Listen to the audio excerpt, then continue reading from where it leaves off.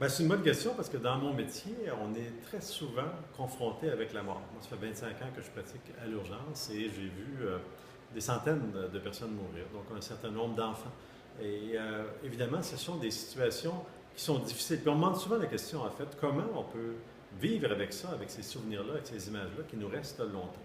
Je ne pense pas qu'il y a de réponse simple ou claire, mais ce qui est assez évident, c'est que ce sont des moments extrêmement importants. Bon, c'est sûr qu'on réanime un patient qui souvent n'est pas conscient, et ça, c'est un peu, je ne dirais pas que c'est technique, mais ça fait partie de notre métier de faire ça.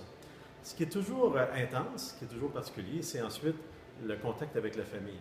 On rencontre des familles qui sont en crise, qui viennent de perdre souvent un être cher, un enfant, un parent, qui pleure. Et ces rencontres-là, comment les être, disons, je dirais pas confortable, mais comment, si on veut vivre avec ça sans être totalement bouleversé et pouvoir continuer à faire ce métier-là? Je dirais que c'est peut-être en étant très attentif à l'importance de ces moments-là.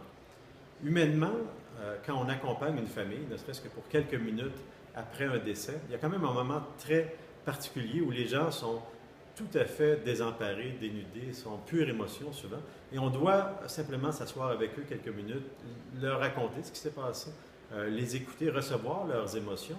Et ce sont des moments qui sont durs, mais en même temps très privilégiés. C'est des réalités humaines très intenses et profondes.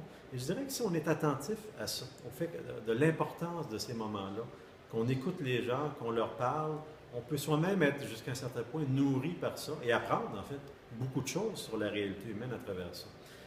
Je sais qu'il y a des médecins ou des gens qui sont inconfortables avec ça, donc ils restent à distance. Je pense qu'en restant en distance, en refusant, si on veut, d'être présent à ce moment-là, peut-être que c'est difficile effectivement de faire face. En étant présent, en écoutant les gens, on en retire quelque chose, on est affecté soi-même, mais en même temps, on se rend compte que ben, ça fait partie de la réalité humaine. Et peut-être que ça nous aide nous-mêmes à intégrer les choses, à intégrer cette réalité-là de la mort, de notre mort, parce qu'on va tous passer par là, à réfléchir à ça, à faire des réflexions.